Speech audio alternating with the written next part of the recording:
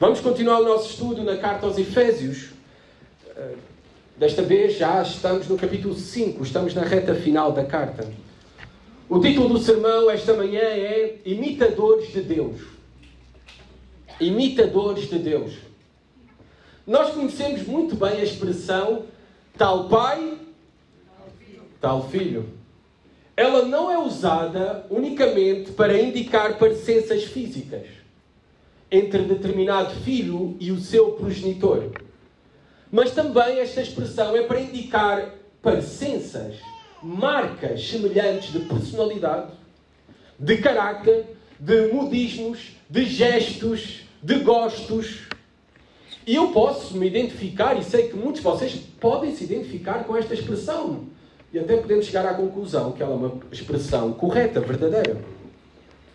Há coisas, por exemplo, que eu como filho imito o meu pai, de maneira inconsciente. Mesmo que o meu tempo com ele foi muito curto, como a maioria de vocês sabem. Foram apenas 12 anos com o meu pai. E já se passaram 25 anos sem ele. Mas ainda há coisas que eu imito o meu pai. E às vezes, quando eu estou nos meus momentos de consciência, eu consigo identificar onde aprendi essas coisas. A primeira coisa que eu faço quando me levanto é abrir todos os stores de casa. Isso aprendi do meu pai. Todos os dias, sagradamente, ele abria todos os stores de casa. Gostava de luz, diz ele. E eu faço isso. Todos os dias. Faz-me confusão estar numa casa com os stores fechados. Também meu pai tinha um lema, digamos, uma filosofia de vida. Dormir é desperdício de tempo. Não sigam isso, tá bom? Dormir é saúde, ok? Mas, na verdade, há algo...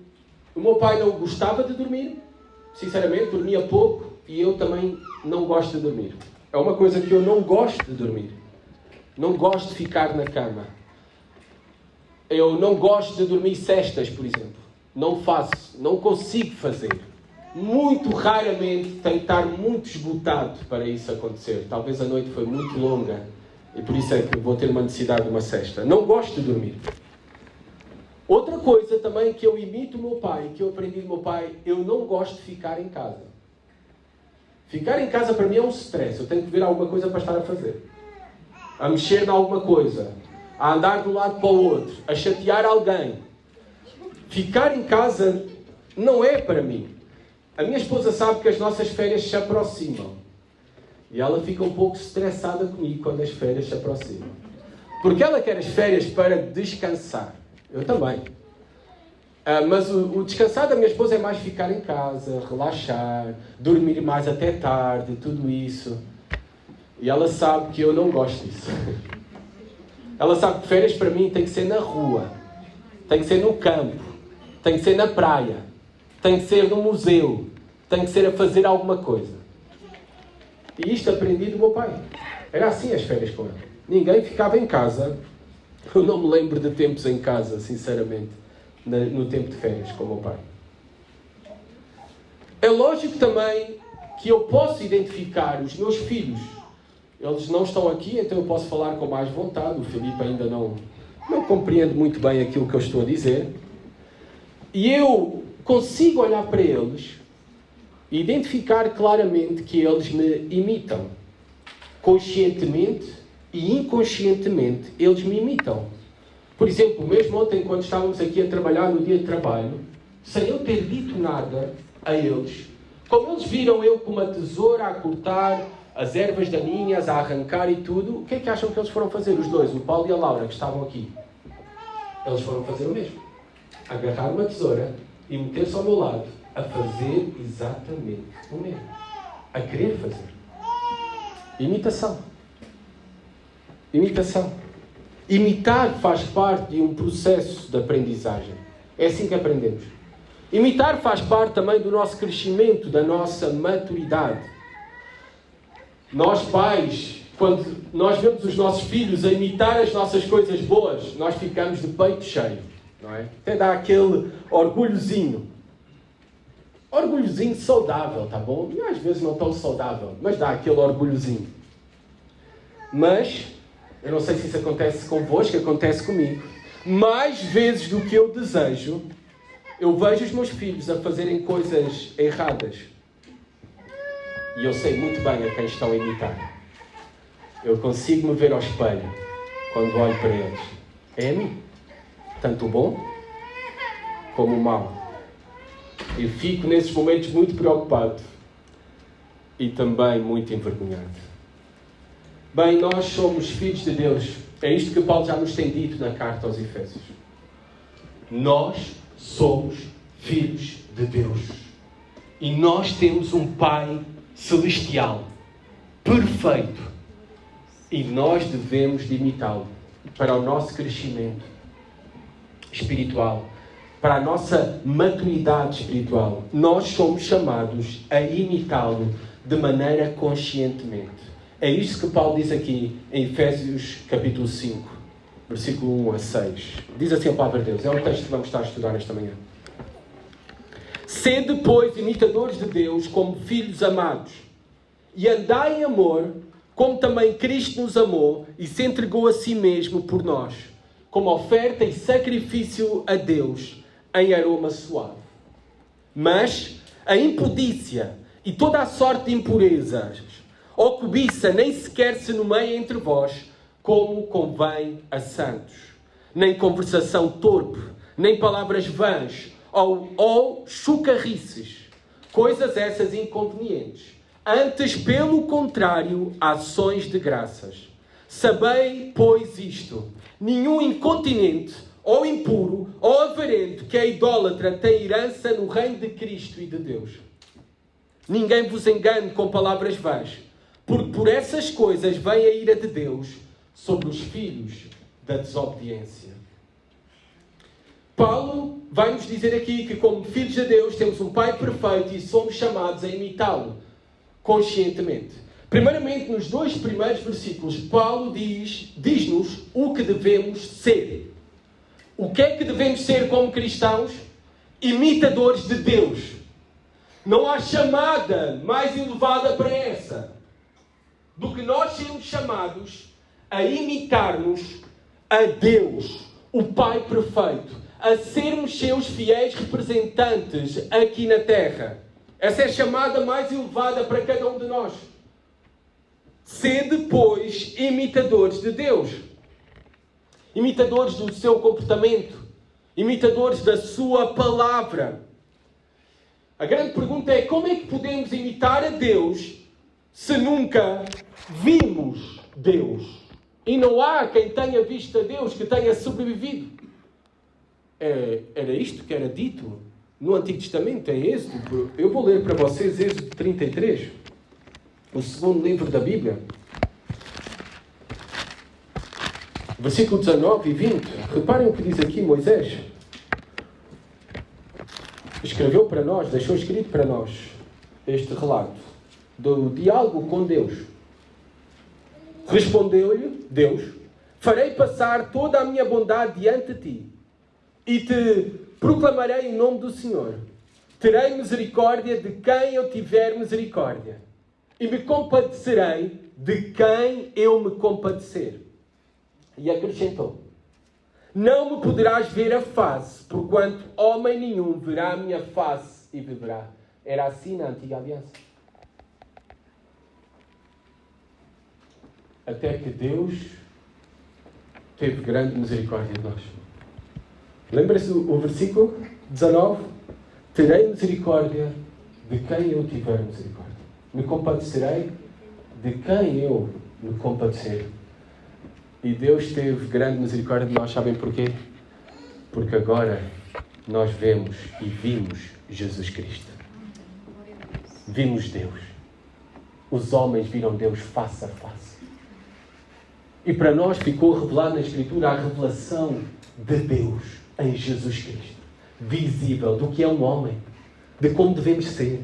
De como devem ser as nossas palavras, atitudes, desejos, prioridades, relacionamento com Deus, com outros. Deus teve grande misericórdia para connosco. Também porque estávamos cegos no nosso entendimento. E Deus iluminou o nosso entendimento. Agora nós podemos ver a glória de Deus em Cristo Jesus. nós podemos ver e conhecer a Deus por meio de Jesus Cristo se os nossos olhos de entendimento, do coração, foram abertos já para ver a beleza de Cristo e assim o desejarmos. Este Jesus Cristo que se revela no Evangelho, na Palavra de Deus, e se revela de uma maneira nua e crua, gostes ou não deste Jesus Cristo. A sua mensagem doa a quem doer, mas o Jesus Cristo que foi revelado para nós é o Jesus Cristo do Evangelho, não é o Jesus Cristo do Papa Francisco. Não é. Não é o Jesus Cristo que tu desejas que Ele seja. Não é o Jesus Cristo que tu queres que Ele seja. O Jesus Cristo que se revelou a nós está no Evangelho, na Palavra de Deus. Deixa-me acrescentar algo mais ainda, como aplicação. Não é o Jesus Cristo que tu ouves dos teus eruditos teólogos. O Jesus Cristo que tu deves conhecer, primeiramente, é o Jesus Cristo revelado na Palavra de Deus no Evangelho. Não é o que os outros dizem quem é Jesus Cristo. É o que Ele diz sobre Ele mesmo na sua Palavra. Há uma grande diferença isso. Porque muitos estão a seguir um Jesus Cristo fabricado por eles mesmos. Uma mensagem que eles próprios fabricaram e agora dizem que essa é a mensagem cristã. A mensagem de Cristo. Muitos estão a seguir a Jesus Cristo que ouvem de outros homens. Não aquilo que ouvem da Palavra de Deus, de quem Ele é. Não o que já foi revelado no Evangelho para nós. Aqui está o verdadeiro Jesus Cristo que devemos conhecer. Ele já se revelou para nós, no seu caráter, nos seus métodos, na sua mensagem.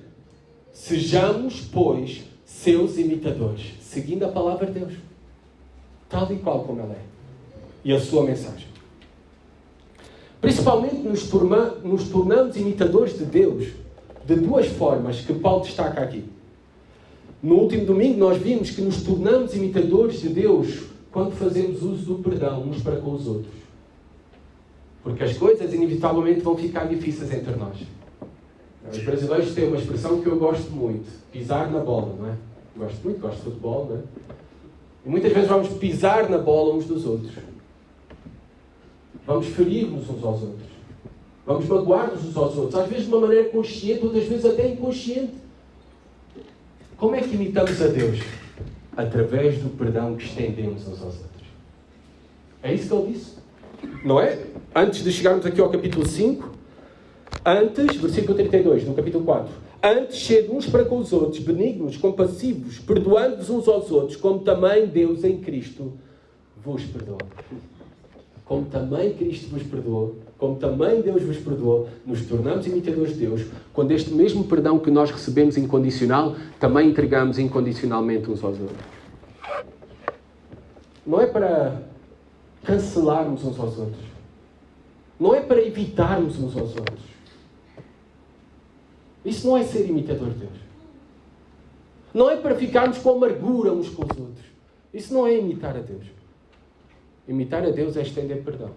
E outra coisa, amor. É isso que Paulo vai falar aqui. Versículo 2: e andai em amor, como também Cristo nos amou.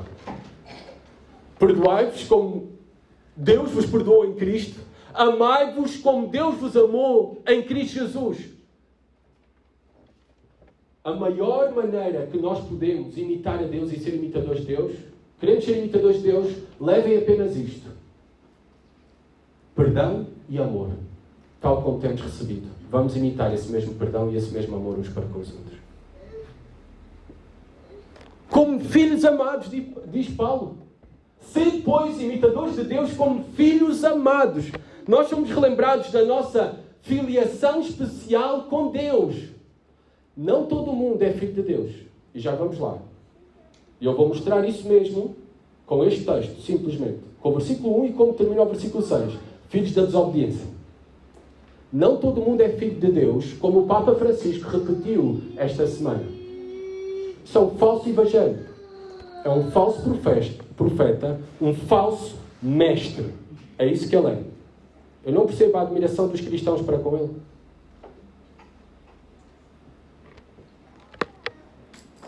Como filhos amados, nós recebemos o seu nome como filhos adotados. Nós fomos adotados por Deus. Agora reparem, quando Paulo diz que nós somos filhos amados por Deus, mais uma referência ao grande amor que Ele tem por nós. Porque nos adotou. A adoção é uma escolha do progenitor, não é do pai, digamos assim, e da mãe. Que escolhe adotar, que toma essa decisão de adotar aquela criança. Assim fez Deus conosco. Ele nos adotou. Ele nos escolheu. Por amor. Unicamente por amor.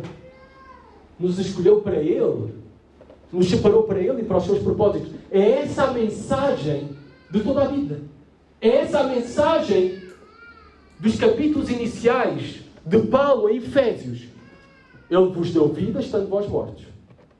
Ele vos escolheu desde a eternidade. Como filhos amados. Paulo relembra-nos novamente da nossa adoção. Agora, não apenas nos deu um apelido. Que é isso? Se alguém adota uma criança. Se um dia o Senhor nos dá a possibilidade de adotar uma criança, nos conduz para isso, nos confirma isso.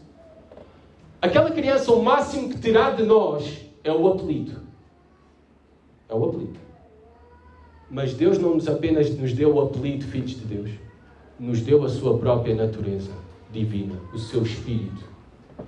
Em todos aqueles que receberam Jesus Cristo como Senhor e Salvador, são participantes da natureza divina. Reparem o profundo que é isso. Não é apenas um apelido. Filhos de Deus. Em participantes da própria natureza de Deus. Por isso é que nós podemos imitar Deus. Temos o poder para o fazer.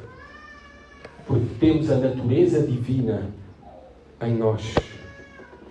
E a natureza divina em nós, que está presente, é o amor. Deus é amor.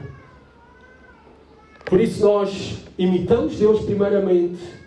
E se vocês esquecerem toda a mensagem, lembrem-se. Duas coisas que eu devo imitar a Deus. Perdão e amor. É isso que vai dizer no versículo 2. E andai em amor. Por causa de termos sido grandemente amados. Por causa de termos e sermos chamados filhos amados de Deus. Por causa de tudo aquilo que Jesus Cristo fez por nós. Em resposta a esse amor, nós devemos de amar. Não é para ganhar nada. É só uma simples resposta ao amor que já experimentamos, que já foi derramado em nós. Hoje em dia fala-se muito de amor, não é? Até durante esta semana eu tenho ouvido a falar muito de amor. Agora, o amor não é algo abstrato. O amor é objetivo. Nós temos um exemplo concreto, objetivo, que devemos imitar de como devemos amarmos uns aos outros. Manifestar esse amor. De como amar. Reparem, versículo 2. Como Cristo nos amou. Mais à frente, se o Senhor permitir, chegar no capítulo 5, se permitir nós chegarmos aos versículos seguintes, vai dizer aos maridos para amar as suas esposas como Cristo amou a igreja. Novamente. Nós temos algo bem objetivo que Deus nos deu. De como devemos amar. Esse padrão para amarmos uns aos outros. Em todos os nossos relacionamentos. Está na maneira como Cristo nos amou. Este é o padrão mais supremo, mais profundo e que nós devemos aplicar em todos os nossos relacionamentos. Nós nos lembramos das palavras de Jesus Cristo nos seus evangelhos. Um novo mandamento vos dou, que vos ameis uns aos outros, assim como eu vos amei. Nós sabemos a quem imitar. A Jesus Cristo, o seu amor incondicional. O seu amor sem esperar retribuição e recompensa. O seu amor sacrificial. É assim que nós devemos amar. A Deus e uns aos outros. Interessante que Jesus Cristo diz: um novo mandamento vos dou, que vos ameis uns aos outros. Mas vocês sabem que este mandamento já estava presente desde o início, desde o Levítico. Para quem está a tirar notas, Levítico 19, 18 diz exatamente isto. De amarmos o próximo, o mandamento de amarmos uns aos outros. Mas Jesus Cristo acrescenta algo aqui, por isso é que diz: um novo mandamento vos dou, que vos ameis uns aos outros, assim como eu vos amei. Há agora um novo padrão, um novo exemplo para imitarmos. Jesus Cristo mesmo, como Ele ama. Amados irmãos, esta semana ouvimos falar, novamente volto a frisar, ouvimos falar muito de amor. Mas não devemos confundir amor com tolerância. Não devemos confundir amor com tolerância. Na verdade, tolerância pode ser a maior expressão de egoísmo e amor próprio. Pode ser a maior expressão de fingimento de amor para com alguém. Toleramos para não termos problemas pessoais. Toleramos porque, na verdade, não nos importamos com a pessoa. Toleramos porque estamos preocupados com a nossa reputação e popularidade e o que vão pensar de nós. Isso não é amor verdadeiro, a tolerância. Antes, pelo contrário, pode ser a maior hipocrisia de amor, que é o que eu acho que aconteceu toda esta semana. Quando se fala de amor. Amor não é tolerância. Amar é como Cristo amou. Quando tinha que falar a verdade com firmeza e confrontar o pecado, o fez. Quando tinha que falar do inferno, o fez. Tu ouviste ao longo desta semana alguma palavra sobre pecado, sobre inferno? O que houve aqui não foi manifestações de amor, apenas de pura hipocrisia. É isto que é o amor para a sociedade. O padrão de amor de como nós devemos amar, com verdade, com firmeza, com graça, está em Jesus Cristo. Sacrificialmente, como Cristo nos amou. Este é o padrão. Também deixa-me dar mais exemplos. O verdadeiro amor não se fica pelas palavras. Falar é fácil. Dizer que eu amo é fácil. O verdadeiro amor está naquilo que Jesus Cristo, Ele não apenas disse que é amor, ou que nos ama. Mas o que é que diz o texto no versículo 2? E se entregou a si mesmo por nós, como sacrifício. Verdadeiro amor não é apenas palavras. Todos podem dizer palavras. Deixa-me tornar um pouco mais próximo estas aplicações a nós. Perdoa, Dani, que vou usar o teu exemplo. Vou usar-te na ilustração. A Dani, ultimamente, tem tido alguns problemas, para não dizer muitos, problemas de saúde. Uma coisa é eu dizer, Dani, eu te amo. Outra é confirmar as minhas palavras através de orar por ela, de ligar para ela, de visitá-la. São coisas completamente diferentes.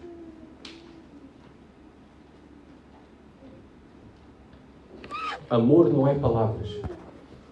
Jesus Cristo nos amou. Como é que sabemos isso? Como é que vemos isso? E se entregou por nós. Se entregou por nós. O amor é entrega, é dar, é sacrifício. Sem esperar retribuição ou recompensa. Talvez orar por alguém é a maior maneira de mostrarmos amor por esse alguém. Porque a pessoa nem sabe. E se não sabe, não pode retribuir, nem pode recompensar. Outro aspecto que não salta à primeira vista neste texto, mas como estava fresco na minha mente devido a uma conversa que nós tivemos no nosso culto familiar, da minha filha, que termina o culto familiar e fez-me tremer todo. Porque ela disse, pai, porquê que Deus fez algo errado? Eu, ai, misericórdia. Eu disse logo, não é? Deus não faz nada de errado, filha. Sim. Ela disse, ele fez algo errado. O que é que fez errado? Ele matou o seu filho. E eu disse o seguinte, com inspiração do Espírito Santo. E eu lembrei-me deste texto. Coincidiu bem na mesma semana.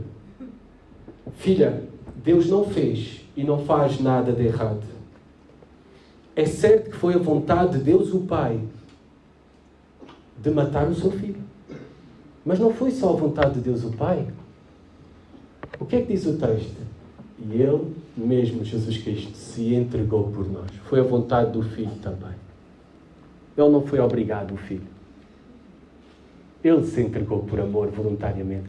Ele desceu do céu por nós. Que maravilhoso. O amor de Deus. Ele se entregou em sacrifício por nós, voluntariamente. Assim como fomos lembrados na ceia do Senhor.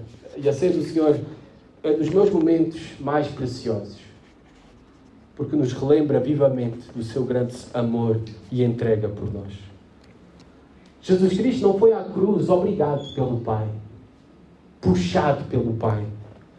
Aquilo que aconteceu na cruz não foi uma tragédia. Um acidente.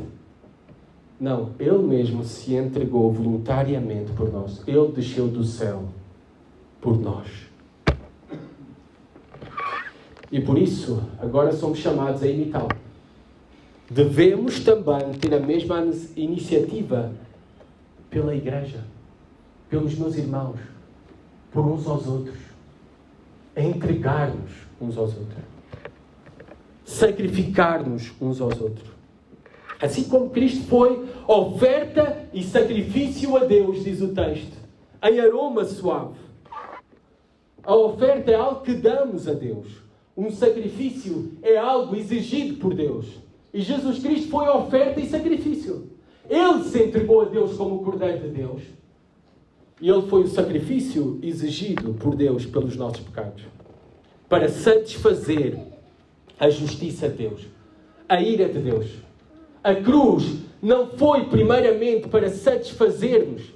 A cruz foi primeiramente para satisfazer a Deus. Um Deus justo. Um Deus que está irado contra os nossos pecados.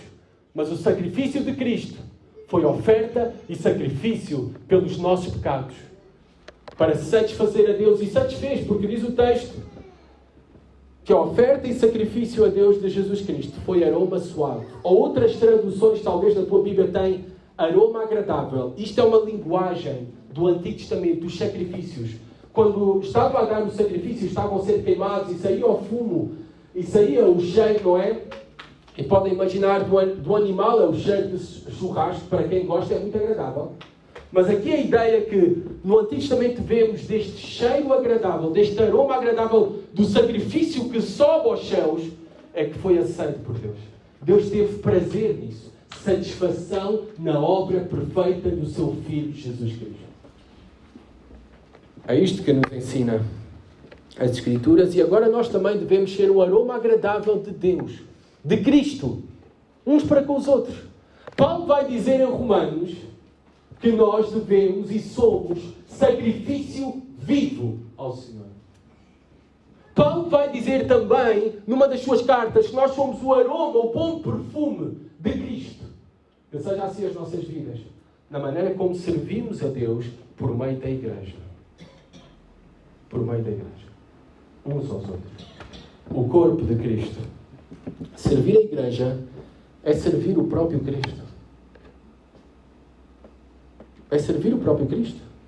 Ele é o corpo, a igreja é o corpo de Cristo. A igreja é a noiva de Cristo. E que as nossas vidas possam ser oferta e sacrifício vivo, aroma agradável diante de Deus, assim como Ele foi. Versículo, já vimos o que é que devemos ser, não é? Imitadores de Deus. Agora Paulo vai nos dizer o que não devemos fazer.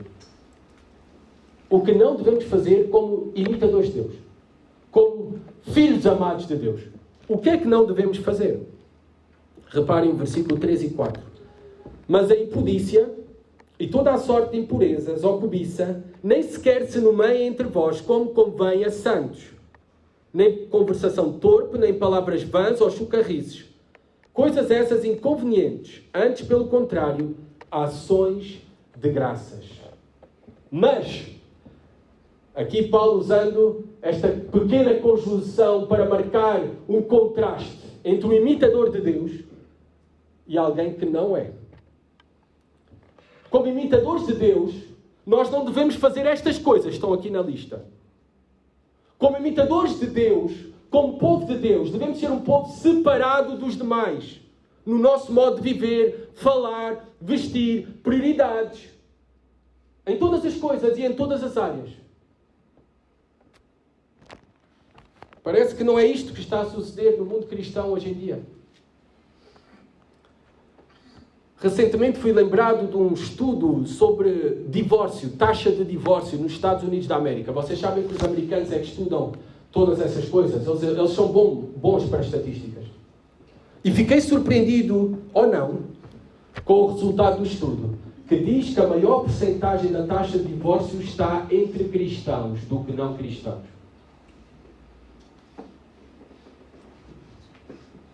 A quem estamos a imitar? Como é que as pessoas podem olhar para nós como o povo de Deus, como filhos de Deus? Também Paulo deixa claro 3 coisas que nós devemos deixar de fazer, que não devemos fazer, se esta é uma realidade nas nossas vidas, como filhos de Deus. A primeira dela, impudícia. Bem, às vezes os tradutores complicam mais. Esta palavra, eu creio que vocês não sabem o que significa. E talvez se ele colocasse até a palavra no grego original, vocês iriam mais facilmente entender. Esta palavra é porneia, de onde vem a nossa palavra pornografia. Uma referência a todo tipo de imoralidade sexual. Na Bíblia, todo o tipo de imoralidade sexual porneia é existir pornografia, mas é muito mais do que isso também. É fornicação. Sexo antes do casamento. É adultério. Sexo fora do casamento. É prostituição. É também fazer coisas contrárias à ordem natural, como homossexualismo, lesbianismo. Isto é porneia. Imoralidade sexual. Sabem, o mesmo parece não ser um problema na nossa cultura. E eu entendo, porque eles vivem na ignorância, rebeldes contra Deus. Eles apenas estão a mostrar aquilo que são. Filhos da desobediência, como Paulo vai dizer mais à frente. Mas o mais chocante é que parece que isto não é um problema entre os cristãos. E eu vou-vos dar alguns exemplos de coisas que acontecem. Há pais cristãos que não veem nenhum problema que os seus filhos namorem com 13, 14 e 15 anos, sabendo que esse namoro vai apenas durar 2 semanas ou 2 meses. E depois passam para outra. Ou para outro. Mas pais cristãos não veem nenhum problema com isso.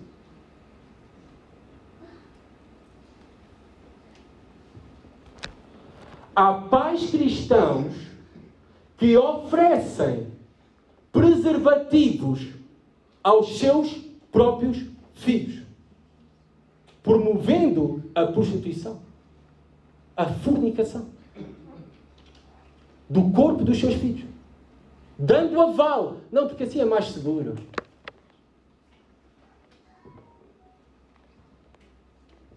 Evita acidentes. Toda esta linguagem do mundo não é a linguagem das Escrituras. Há pais cristãos que não têm nenhum problema que o namorado da sua filha durma na sua casa.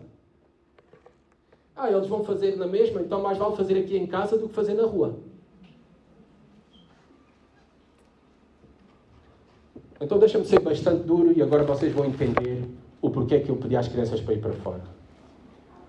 Então muda a morada da tua casa, muda o nome da tua casa e coloca casa de prostituição. Ponto final. Porque a linguagem bíblica é essa. Porneia. Vivemos numa sociedade cada vez mais imoral. Sem valores nenhuns. E cada vez mais o que vemos é a igreja mais parecida ao mundo. Olhamos para a igreja e não vemos nenhuma diferença com o mundo. Nenhuma. Nestes exemplos que eu citei, e vocês sabem que eu estou a falar a verdade. A imoralidade sempre foi algo natural na cultura e sociedade. Inclusive no primeiro século. Eu não estou a dizer que é algo do século XXI. Era no tempo de Paulo. Por isso Paulo tinha esta necessidade de falar estas coisas à igreja. Aliás, Paulo está a escrever estas coisas à igreja em Éfeso. Onde temos uma deusa, na verdade com dois nomes, mas é a mesma deusa. Para os gregos, Artemis, deusa da caça. Para os romanos, eles mudaram o nome para Diana e mudaram o nome para deusa da fertilidade. Então, sabe o que é que acontecia na cidade de Éfeso, no templo? Havia prostitutas cultuais. E a adoração a essa deusa da fertilidade era por meio de orgias sexuais. Por isso Paulo está a usar esta palavra, imoralidade sexual, e a bater aqui na tecla, porque ele sabe o contexto em que estava aquela igreja. E ele está a chamar-nos a sermos radicalmente diferentes, a não praticarmos as mesmas obras, a não nos entregarmos à imoralidade sexual, jovens. Há impureza, diz Paulo aqui também. Este termo é um termo muito amplo, geral, para descrever todo o tipo de pecado, mas especialmente os pecados sexuais. Os seres humanos são seres sexuais. Nós somos seres sexuais. É certo que nós somos muito mais que isso, mas não somos menos que isso. Nós somos seres sexuais. Na igreja não há nenhum problema de falar de sexualidade. Olhem como eu estou aqui a falar de maneira aberta convosco. Nossa sexualidade é uma parte de como Deus nos criou para ser.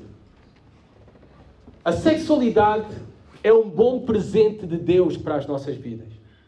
A sexualidade é uma dádiva para a união de um homem e uma mulher. É uma dádiva de Deus. A sexualidade é aquilo que permite a multiplicação da raça humana. A sexualidade é algo bom, maravilhoso. É um dom, uma dádiva de Deus. Mas por isso, como toda a dádiva, como todo o presente que nos foi dado por Deus, nós devemos ser bons mordomos do mesmo. Bons administradores do mesmo. Devemos recusar, usar a sexualidade de uma forma que Ele proíba. Que não seja de acordo à sua vontade. Que não honre o precioso dom que Ele nos deu. Permitem-me abrir um parênteses para aqueles que estão casados. Assim como é pecaminoso ter relações fora do casamento, é pecaminoso não ter relações dentro do casamento. Eu volto a repetir. Assim como é pecaminoso ter relações fora do casamento, é pecaminoso não ter relações dentro do casamento. Terceiro, cobiça. A cobiça, ela tem muitas caras. Vocês sabem o que é cobiça? É um desejo intenso por algo, o desejo de querer mais. Na verdade, até pode ser por coisas boas e legítimas. O sexo é bom e legítimo, dentro da vontade de Deus e do padrão de Deus. Um homem e uma mulher casados.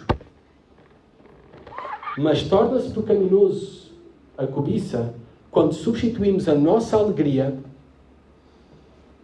o nosso desejo de identidade, o nosso sentido de identidade, o nosso desejo de reconhecimento, a nossa segurança por coisas e não por Deus. E é isto que Paulo está a condenar aqui. A cobiça, ela também entra na parte da imoralidade sexual. É cobiçar algo que Deus não te deu. Uma mulher que Deus não te deu. Um homem que não é o homem que Deus te deu. E nós devemos evitar estas coisas. Porneia, não é? Imoralidade sexual, impureza, cobiça, como convém a santos, diz Paulo. Novamente Paulo nos relembra, já nos tinha relembrado que somos filhos amados, agora relembra-nos da nossa verdadeira identidade e natureza, santos, separados para Deus e para os seus propósitos. É isso que significa ser santos. E aquilo que é esperado de um santo é o andar santo, um andar puro, um andar justo, um andar de acordo à vontade de Deus, de acordo à nova identidade que nós temos em Jesus Cristo, de acordo àquilo que aprendemos dele, da nova natureza que está em nós, que recebemos pela vocação em Jesus Cristo. Amados, ser discípulo de Cristo é uma chamada radical.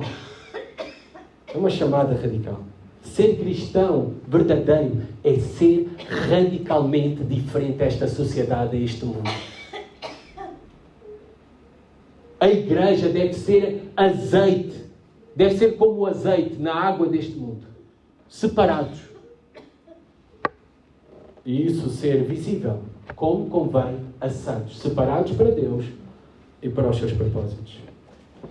Também menciona aqui no versículo 4, nem conversação torpe.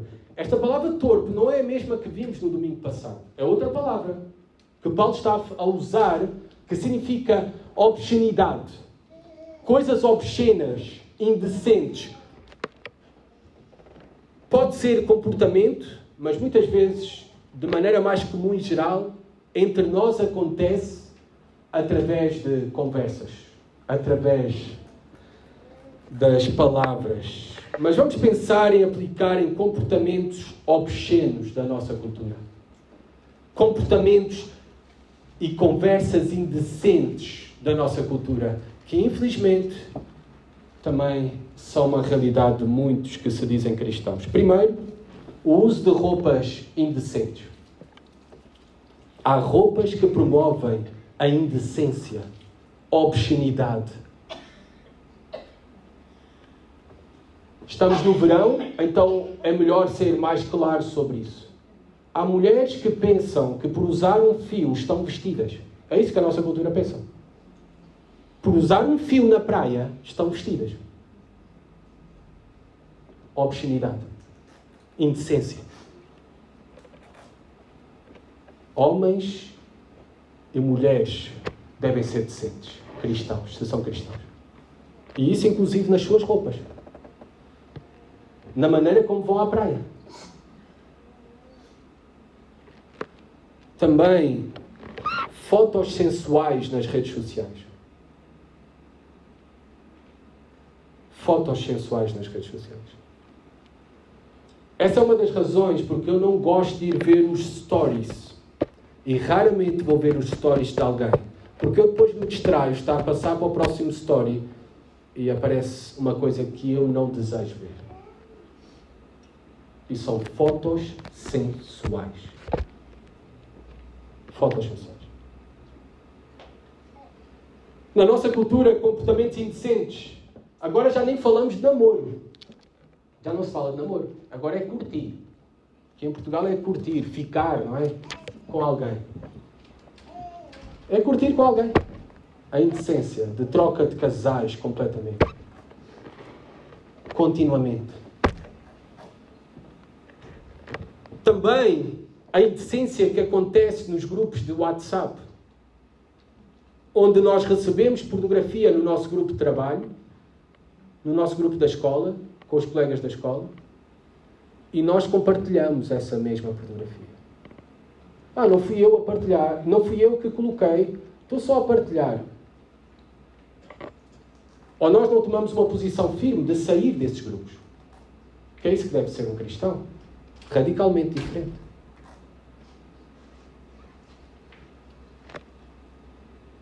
Se tu queres ser respeitado pelo mundo, tens que te dar ao respeito. Tens de dar ao respeito. Também falar de modo vulgar. Paulo vai dizer aqui palavras vãs, chucarriços. Mais uma palavra que o tradutor não ajuda. Palavras vãs. Pensem nas palavras de um bêbado. Esta é a ideia que Paulo está a usar aqui. Palavras vãs. Palavras que não fazem, não diz coisa com coisa. Um bêbado a falar só provoca gozo. Te rires dele do que está a dizer. Ou irritação, porque já chateia. É isso. Palavras vulgares. Chocarrices. Especificamente o que Paulo está aqui a falar é piadas de duplo sentido. Ler livros de duplo sentido que há, e muitas vezes os jovens gostam de ler, piadas.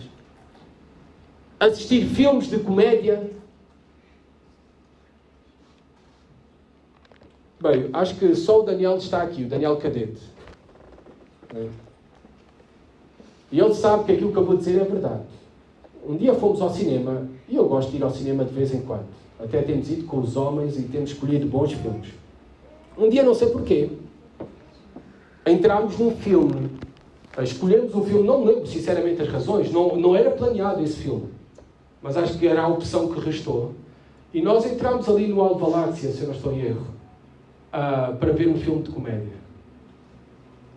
Vimos o trailer, nada de mal. Então podemos ir, não há nada de mal no trailer. Eu acho que não chegou a metade do filme. Eu saí do filme. Isso já há muitos anos atrás. 2011, talvez. 2010. Filmes de comédia com piadas de duplo sentido, continuamente, constantemente, sexualmente. Aliás, não aconselho assistir filmes de comédia. É muito raro que não tenha aquilo que Paulo chama aqui chocarrices, piadas de duplo sentido. Muito raro que um filme de comédia não tenha. Existe, mas é muito raro. A razão, porque Paulo dá-nos a razão pela qual não devemos fazer essas coisas. O texto continua, diz, no versículo 4, porque são coisas inconvenientes. Essas coisas são normais para a nossa cultura, para a nossa sociedade. Essas coisas até podem ser normais para os portugueses. Esse modo de vestir até pode ser normal para os brasileiros. Este comportamento até pode ser normal para os angolanos. Mas é inconveniente. Não é próprio, não é digno de um santo, de um filho de Deus. É isso que Paulo está a dizer aqui. Não é aceitável, não é correto. Antes, pelo contrário, o que é que Paulo diz que deve ser, como é que deve ser marcado o nosso viver? Antes, pelo contrário, repare o versículo 4, como termina. Ações de graças. E agora vocês estão a perguntar o que é que ações de graça têm a ver com tudo aquilo que Paulo disse. Tem tudo a ver. Se nós pararmos um pouquinho para pensar, tem tudo a ver. Porquê é que o cristão deve viver com gratidão? E manifestar essa gratidão? E se vivem ações de graça, se um cristão é grato, e uma das marcas de um cristão verdadeiro é gratidão a Deus, então, obviamente, por gratidão a Deus, ele não se vai entregar ao pecado facilmente. Também, se um cristão é agradecido a Deus por tudo aquilo que Deus fez por ele, então mesmo que surgem os desejos pecaminosos, que eles surgem em todos nós, mesmo que surgem até desejos mais profundos, que nós também temos, um desejo mais profundo. Os pecaminosos são os prazeres, mas há sempre por detrás disso um desejo mais profundo, de aceitação. Porquê é que as mulheres vestem-se como se vestem, muitas delas? Porque querem aprovação, aceitação, chamar a atenção.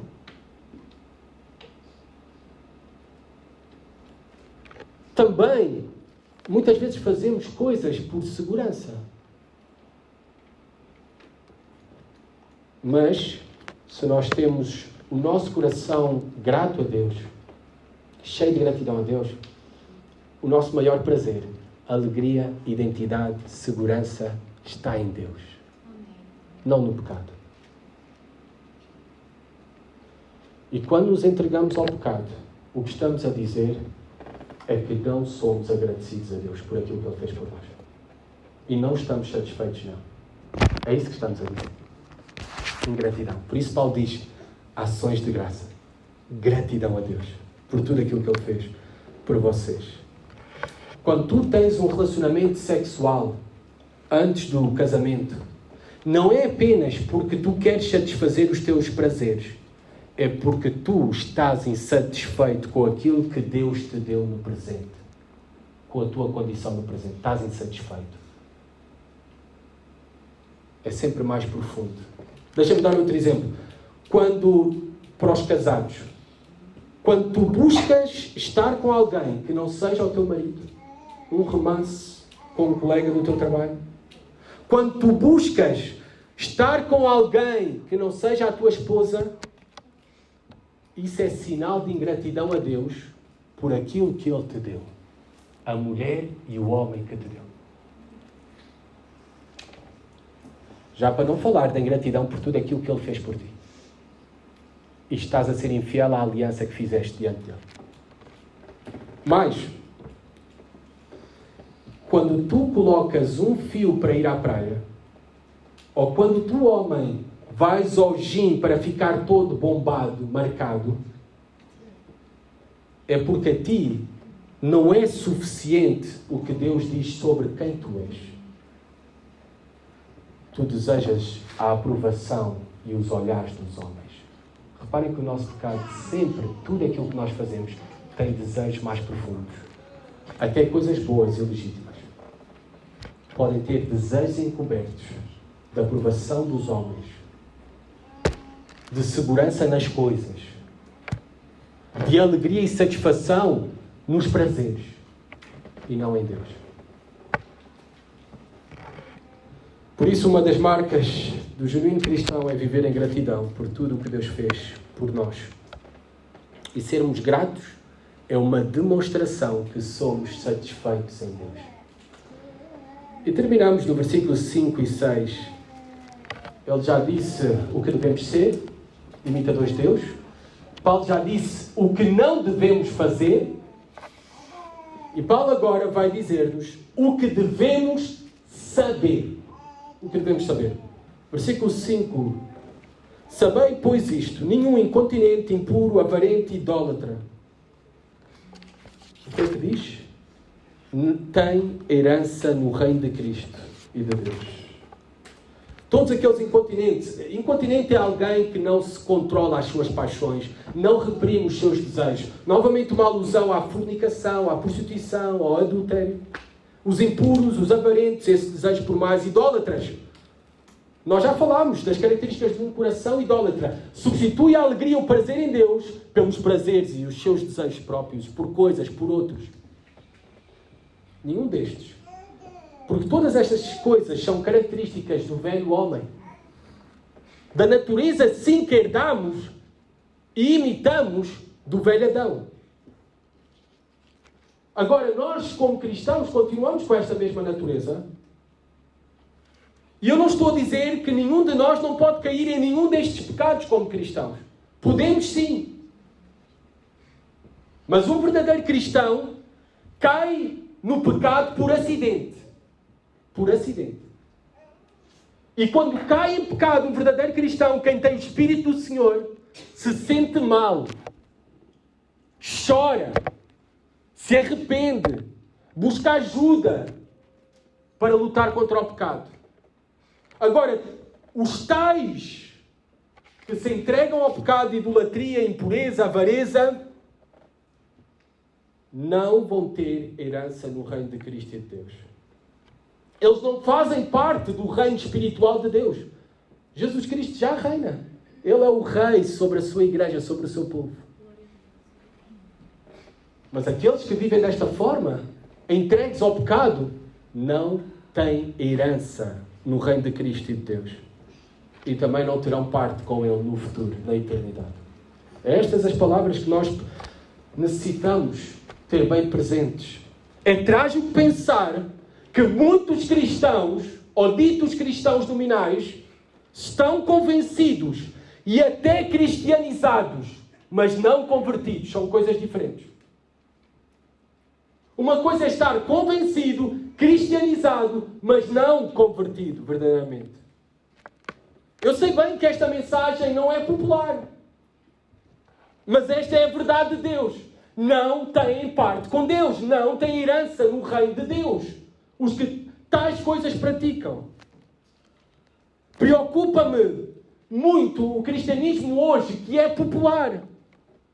O cristianismo popular que enche o Parque Eduardo VII. O cristianismo popular que hoje de manhã está a encher o Parque Tejo. Um cristianismo popular que durante a semana encheu um estádio. É esse cristianismo que me preocupa. Que é agradável aos ouvidos, que não fere, não ofende. No entanto, tu irás tranquilo para o inferno. É isso que faz esse cristianismo. Vais tranquilo para o inferno. Mas a verdade de Deus, o verdadeiro evangelho, a verdadeira mensagem do cristianismo vai ferir, vai confrontar. Deixa-me dizer que até vai ofender. E é bom que o faça. É uma mensagem, o evangelho, que fere, mas cura. É uma mensagem que condena, mas é a única que salva verdadeiramente. Esta é a mensagem que nós abraçamos. A única mensagem de Cristo e do seu evangelho que nos conduzirá ao reino de Deus. Versículo 6. Ninguém vos engane com palavras vãs. Havia em Éfeso, no primeiro século, nos dias de hoje, e há nos dias de hoje, palavras vãs. Aqueles que dizem, não importa como vives, Deus aceita-te como tu és.